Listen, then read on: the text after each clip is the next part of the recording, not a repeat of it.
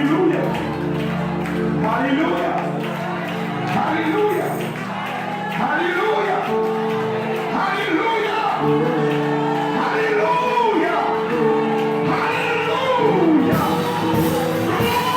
Hallelujah.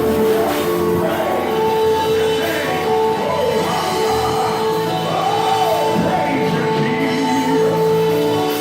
We worship you. Oh, we magnify Jesus.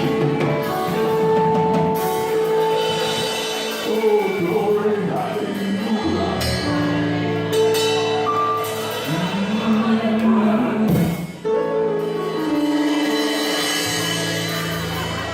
Turn your Bibles with me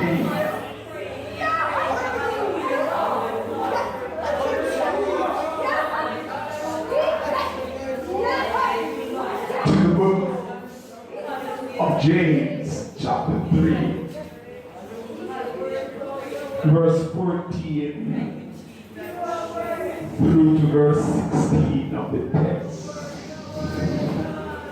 Hallelujah. Praise Jesus.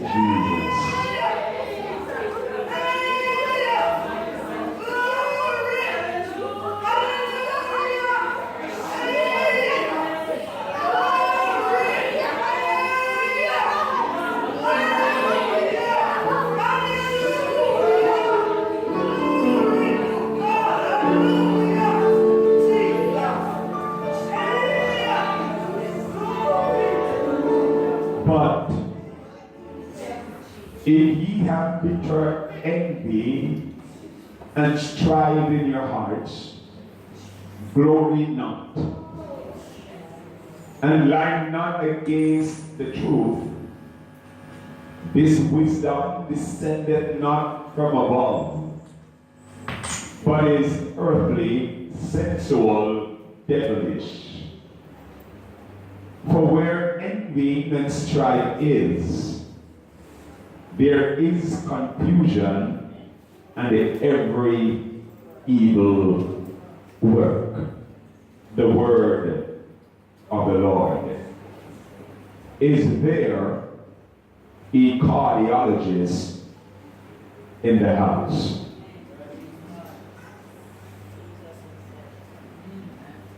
Father, bless this word to our hearts tonight. In Jesus' name, the church say. Brothers and sisters, friends and well-wishers, it is interesting how we human beings behave. With the same attitude, we learn that is what we practice, and the institution which is part of society is not exempt from these primitive and devilish behavior.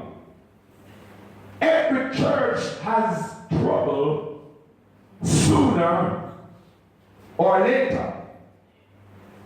One of the things I have noticed for the years being a pastor is that churches sometimes have difficulty getting enough members together to make up a quorum for a project to get things done in the church.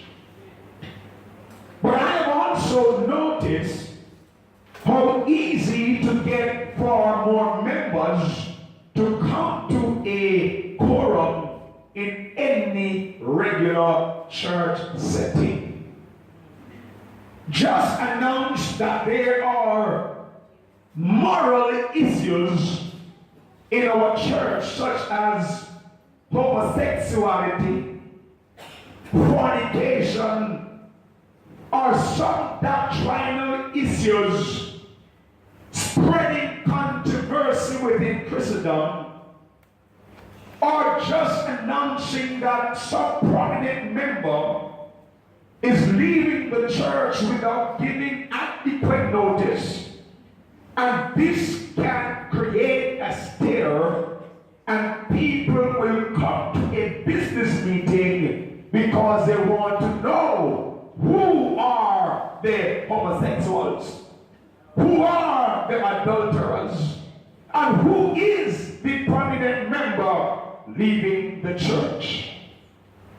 The truth is, my friend, conflict always draws a crowd. Every church has problems. Some large, some small, and every church faces a time of internal crises sooner or later. You cannot avoid conflict completely. And you can't always head it off and just shut up with a push on the shoulder. It doesn't matter whether your church is young or old, what denomination it is, or who is the popular pastor, or what sort of government issues we're dealing with.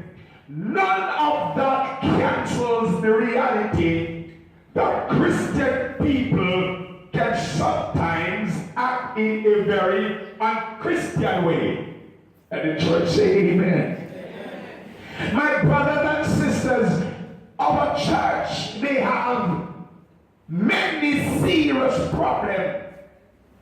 On the other hand, you may attend a congregation of spirit-filled believers who love God with all their heart, love the things that He set out to do, and love those outside the church the way that God expects us to love each other.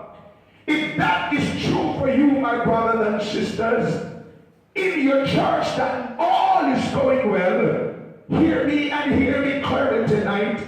Get on your knees and give God thanks because it is all too rare. Increasingly, one hard story of church torn apart because of controversy. People can't get along with leaders. Leaders cannot get along with members. And so there is now a tussle between leadership and laity. And when there is a problem between leadership and laity, it simply means that the leadership structure of the church is compromised, and if something is not done, amen, with alacrity, it simply means that it's going to flow to the congregants and then to the public. Therefore, we must deal with conflict decisively and in a Christian manner. But it's not to be taken lightly that because we are Christians, it means that we are immune from conflict. No, sir. Because we are human beings and we have rationals and we have opinions, it means that we are not always going to get along. But it simply means that because we are Christians, we ought to deal with our conflict differently from the people of the world. Come on, talk to me here, Church of God. The church must be different in how she handles her internal problems. When something arises in the church, it must stay inside the church. There is a slang that the people of another jurisdiction says, what happens in Vegas, stay in Vegas. It doesn't mean that when you go off on vacation, it means that you must act inappropriately and then you come back to church as if nothing is going on. When you leave Jamaica, you go to a different jurisdiction. It means that you carry Jesus with you. Hello, Church of God. So we are Christians wherever we go. But it doesn't mean that we're not going to have disagreement. But because we're people of God and we are mature in God, when something arises, we first call for prayer and ask for godly guidance and wisdom how to deal with these things. You see, because we are human beings, we have a kind of personality that we tend to put things on other people. We blame others for our idiosyncrasies, our leaders. Nobody wants to take, amen, blame for what is happening. But if my brothers who are in the body of Christ, if we are going to deal with something differently, it means that our heart must be at the place. Can I tell you, the heart is a very important organ in the human body. If the heart is not functioning properly, it means that you're going to have a problem with the flow of blood over your system. It means that oxygen is going to be locked off. It means that you are at a very critical point, amen, to have some blockages. It means that now you are at a very high risk, amen, to have heart disease and stroke and ultimately death. But now that we are showing symptoms that they are problems with the heart, you need to see a cardiologist. Am I talking to anybody in the house tonight? And so the cardiologist, amen, will take a sample of the blood. They will look at how the blood is flowing. They will look at what is in the blood and see if you are at risk for a heart attack. They may give you blood thinner to thin your blood. They may tell you to come off some kind of food. They may tell you how to sleep and what not to eat after a certain time, just so you can have a longer life. But some of us have this kind of mistaken, amen, a way of doing things. I am a child of God, so I can do this and I can just get away with it. You are killing yourself spiritually. And so if you are at that stage tonight, you need to do an ECG. You need to do an echocardiogram stress test to find out how powerful your heart is and the blood is flowing properly. Can I talk to the church here tonight? You need to take a stock of yourself and to see if you're having pain in the right side of your face. If you are you're prospering in a very powerful way, it means that you are at a very serious place for a heart attack. And sometimes you've got to do a surgery urgently just to provide, even to escape death. The cardiologist is in the house tonight. Even envy and jealousy is blocking the heart of the believers. Bad attitude is blocking the heart of the believers. Lying and thief and fornication and adultery is blocking the heart. But there's a cardiologist in the house tonight. Oh, somebody praise the Lord in the church. Somebody praise God here tonight. And He wants to give you long life. His name is Jesus. Well, let me run down this text tonight. Give me 20 more minutes. James chapter 3, verse 14. Help us understand how good churches at times get the way in going bad. By good, I don't mean famous or large or rich or popular. Any church is a good church where the members love each other, love the Lord, love the worship, love the word of God, love the service, and love to share the good news of Jesus Christ with those who don't know Him. And even a happy spirit-filled church like ours, Christ-honoring congregation, can end up in a very bad and very sticky place. It doesn't happen overnight, but it does happen sooner or later. My friend, yielding to the word of wisdom produce a kind of spiritual heart disease that destroys the unity and kills the joy, amen, of the spirit-filled church. But I want you to understand tonight, the church doesn't have to go through the conflict if the church trusts God and live by the word and apply them to your daily life. Oh, somebody praise God here tonight. These 3 verses, my friend, reveal the operation and the origin and the outcome of heart disease in the body of Christ. Even let me give you a little bit of its operation. But if you harbor bitter envy and selfish abomination in your hearts, do not boast about it or deny the truth of its existence. According to verse 14, James begins by warning us against two specific sins in the church: bitter envy and selfish ambition. The first referred to the resentful because others have something you don't. That is bitterness. So she's acting as if she's more spiritual than anybody else. Am I talking to anybody here? She believes that she's brighter than anybody else. Don't you know that there are some who are very gifted in the body of Christ? Some sing better than us, some preach better than us, some dance better than us, they play music better than us. Am I talking to anybody here? And that is their gifting. Don't crush them, glorify God with them. But so we have some people who cannot, amen, walk over to tell somebody you play very well. Some people can't tell you that you just sing the song that you sing this morning, bless my soul. No, we take a personal approach and we say, who's the thing she is? It's not Savior, Savior, bitter, you're bitter. And you need to be saved, you need to be washed. You need to know how to compliment and to lift up people rather than doing what? Tearing them down. And then there is another spirit that we call selfish ambition.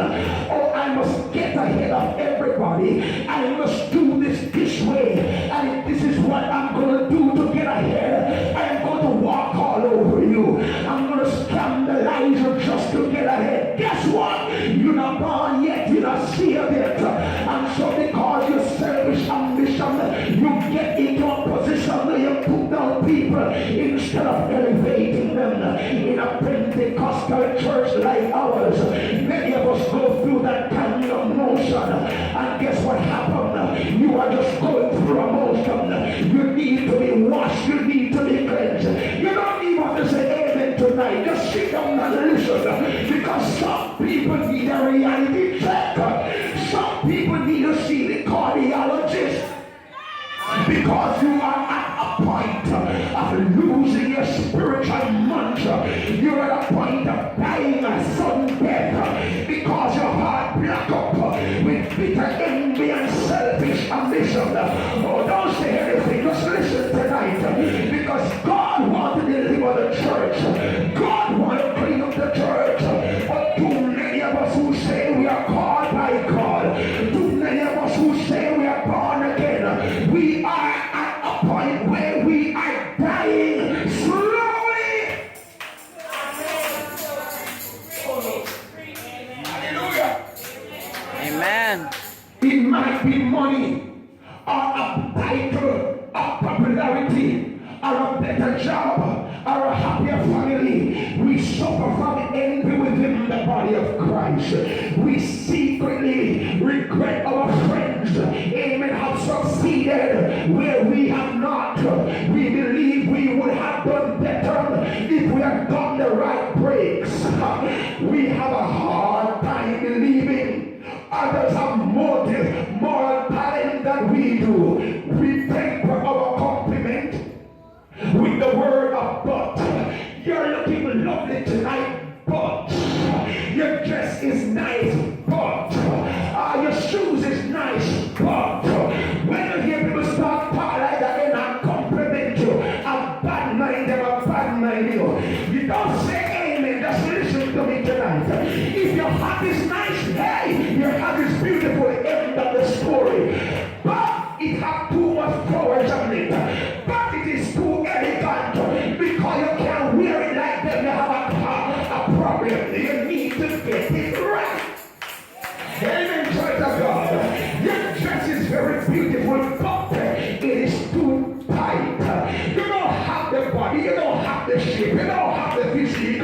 Compliment and move on. When God bless you, will be thankful for it. Oh, somebody praise the Lord, you know that. Somebody say amen right here. Not all of us got out that Coca-Cola bottle. But you must be able to compliment people where it is due. We complain that others do not appreciate us as they should. Me I work at church a long time. Whoever give me an award or a plaque, church should compliment you. But if they don't, work for church and for recognition, you're working for the master. We walk the other way rather than congratulating a friend on her good fortune.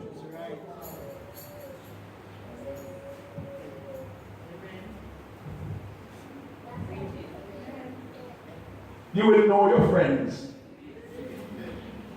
And God has opened my eyes to some of them. So me appreciate about this experience. Some people, instead of coming directly to say, boy, ready, congratulations on your new job. If I'm in my way, Panda, nearly support. I'm away from you. I know what God has done for me. So I am being thankful about my grudgeful, envy, jealous, and bitterness, and strife that cause you not to compliment your sister or brother when God bless them. Especially if you go to the same school. I was listening to Georgia Crawford, Williams and Nationwide last week. Here this mother, who is a helper, that's her profession for all of her life. She has a daughter, and the boss, which is the mother's helper, also has a daughter. So both girls go to the same high school. The helper's daughter dropped out of school because of some behavioral problems. The boss' daughter went to school, finished her studies, and become a doctor. Now the mother retires, and the daughter in her space as a helper in the house that she was working. Now, the mother is saying to the daughter, not because the both of you go to the same school and she become a doctor and you now become the helper. You must say ma'am and sir. The employee, which is a daughter, refuses to say ma'am and sir because the both of them go to the same school. The mother says, your ways are bad because the both of you go to the same school. One take book and the other take something else. So don't blame the girl because she's not in a position to be your boss. Blame you because you did not do what you're supposed to do to get where you're at. The girl said the mother is talking down to her, and the mother is saying a bad mind. Well, I want to concur. If you didn't take your book, you would not be in a position even to be a helper. You would be in a position to help somebody else in a different way. The church must find themselves in a position, amen, where we don't speak down to people, but we lift up people. And then people who pass us, God pass us, we must also find it in our heart to commend rather than to what? Tear down.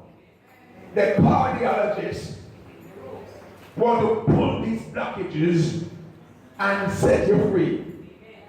Now comes the tricky part of the text.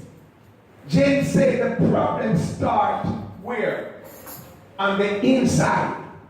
He says we harbor bitter envy while we sing on the worship team.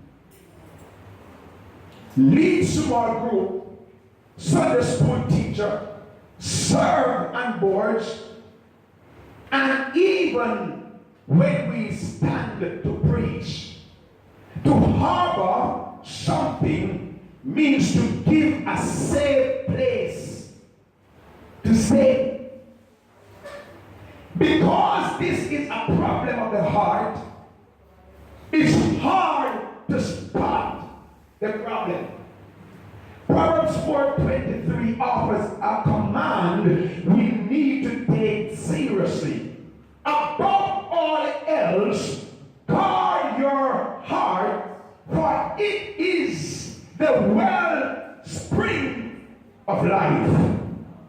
Guard your heart, because it is the wellspring of life. Jesus probably had this verse in mind when he said, out of the overflow of the heart, the mouth what?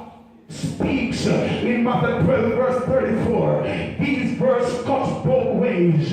Whatever is on the inside will eventually come out, whether good or bad. If you think angry thoughts, my brothers and sisters, angry words are sure to fall from the mouth. If you fill your mind with sexual fantasies, you will find a way to fulfill these sinful desires outside of the bond of marriage. If you do well on your problem, they will soon overwhelm you. If you feel like a victim, sooner or later, you are going to become one. If you have given way to worry, don't be surprised when you sleep at the hospital and the doctors tell you you have a high blood pressure. If you focus on how others misunderstood you or understand you, you will soon become angry and bitter. I want somebody to know, don't dwell on the negatives in life. Dwell on the positive. If people don't love you, that's their prerogative. Love yourself because Christ loves you. If nobody sees you, know this, that the eyes of God are to and fro in the earth. And therefore God is watching over you. Just stop your neighbor and tell the neighbor, God is watching over you. So I'm not going to harbor bitterness. I'm not going to harbor strife. I am going to guard my heart.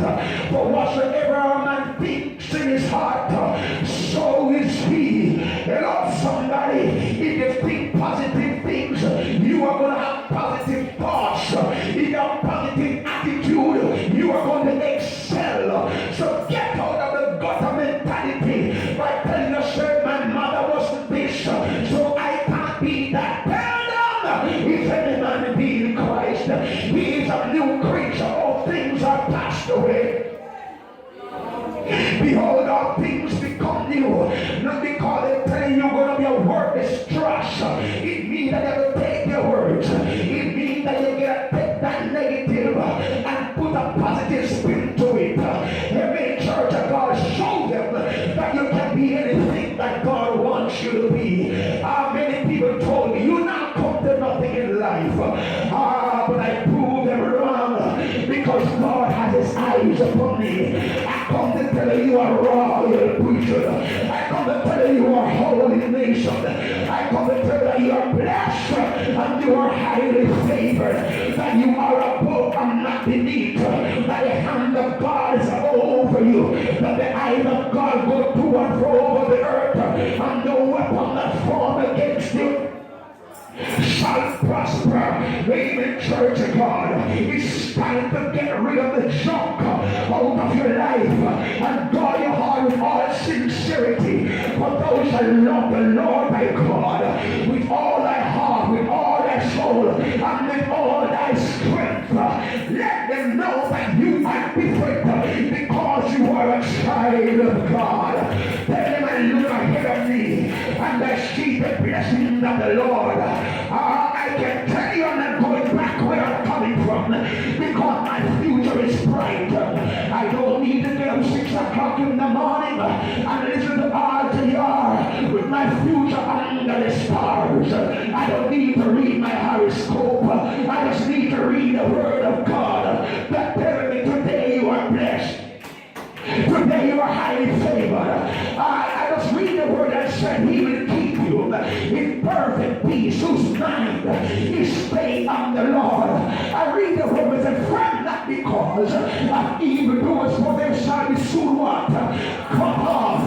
Oh, that's the word of God when it tells you that I will supply your needs according to my riches and glory. Tell them I don't have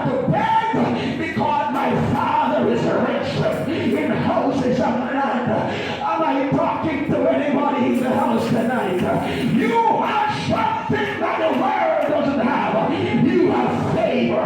You have the peace of God. You have the blessings of God. And when they see you, they've got to watch you. And got to learn not to put a time on you. What verse 15 says, such wisdom does not come from heaven, but is earthly, unspiritual, of the devil. I will say this I now. This is a very serious verse. When you're in the midst of a battle over a staff here, when you're in the battle over family issues, or in the battle even of financial difficulty, or in a position where all hell breaks loose, when people are unhappy, voices are being raised, and people are poised to take your position. When church members are shooting their mouth at you, you don't have time to worry about being nice. Just start figuring back and tell them I can do like you. That's what you say. That's not natural. It is unnatural. It's the way of the world. If you attack me, I attack you back. There's no fight like a church fight. In the house of the Lord, we know how to pray, sing, and worship, but we also know how to attack each other like some German Shepherd and Doberman and Pitbull and Rottweiler. Church fight turns ugly because so much is at stake. This is God's work, my brothers and sisters. This is what we will tell ourselves. So we are ready to fight and die. Not just for the Bible, even of the testimony of Jesus, but in order to keep the bad guys from singing even some new chorus that doesn't measure up to a mighty fortress. My friend, we must not give the world any weapon for the church to sling at us. The Bible said the weapon of our warfare, they are not cornered, but they are 190 through God for the putting down of stronghold. It's time we clean up our hearts and our lives, so we don't fight against each other, but lift up the blood-stained banner of Jesus Christ, so the people of the world will say, I want to be a part of what is going on at New Testament Church of God. But too much people in here,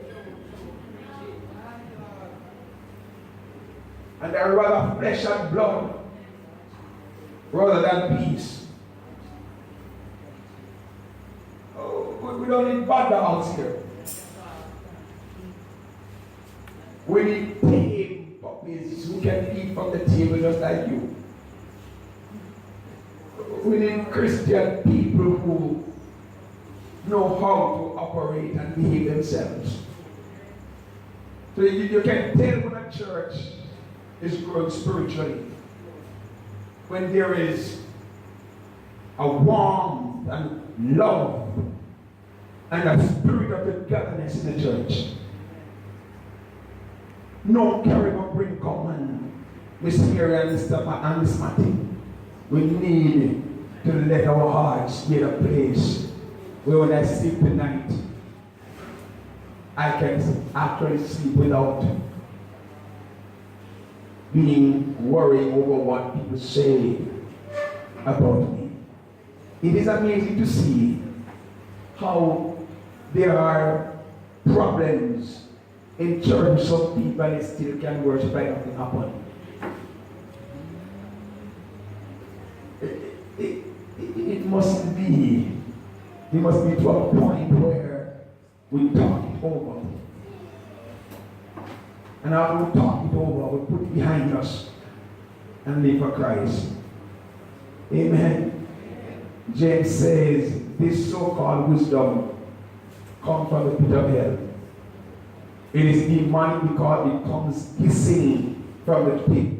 Satan loves a good fight because he can get morally polite people fight their Christians, brothers and sisters. Know this, my friend. It is not God that is getting the glory when we fight each other. Satan is getting all of that. So it's time to put devilish behaviors aside. Guard your heart so that God will be glorified. So, Pastor, having said that, what is going to be the outcome? When you guard your heart, the outcome is going to be this.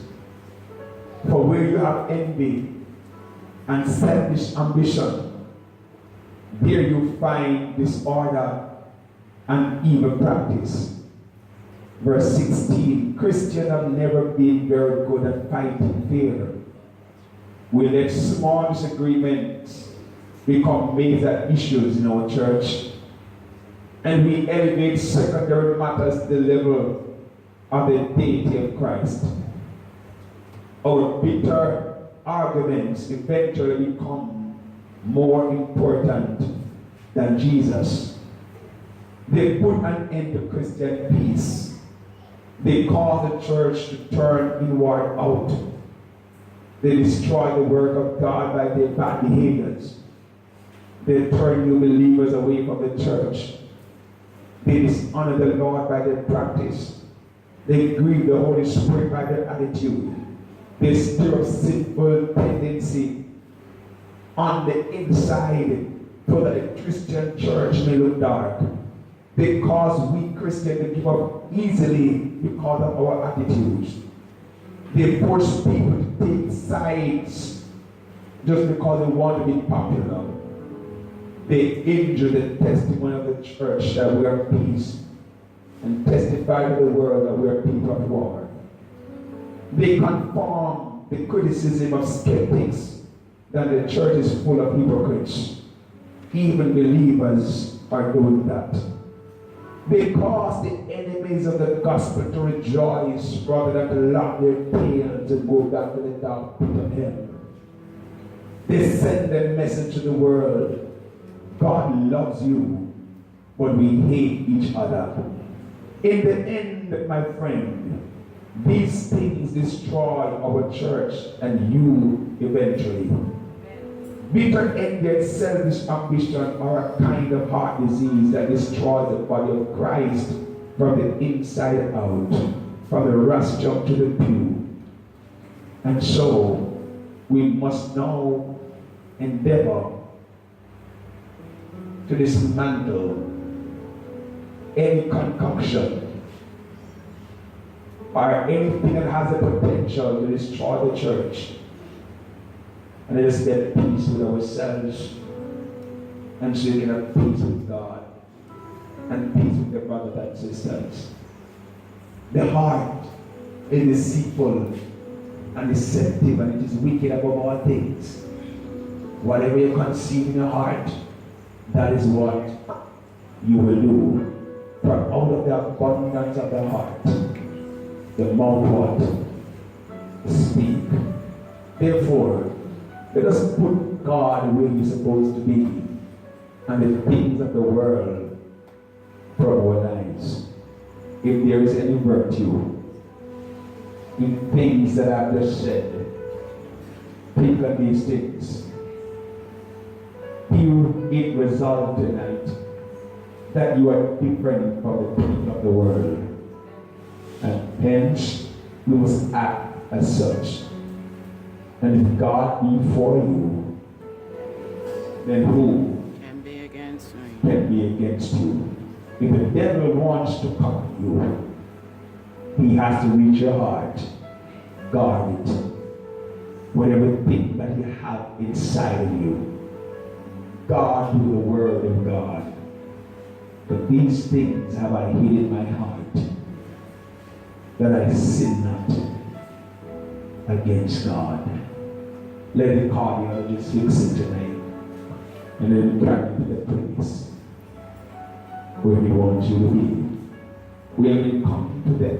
from how long we've been praying about the same things over and over again. Tonight, I want to pray for your continued faith in God. But though you have setbacks, they are not the final step for you. You must cross the hurdles and reach your destination. But though you fall, you will not utterly be destroyed. God will pick you up. And I say to you, finish the race with dignity and with peace. You're in this room tonight.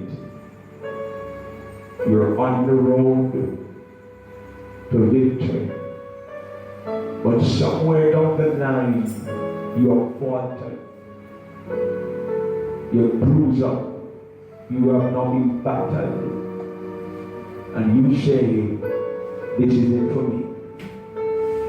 And I say to you, don't quit. Pick yourself up and finish the race. It is not how you start, my friend. It is how you finish. Finish with dignity. Finish the race, not alone, the race with Christ. There are saints of God before who is calling the name and saying, I am counting on you. Christ is counting on you to finish the race. Tonight, grace has been extended to you.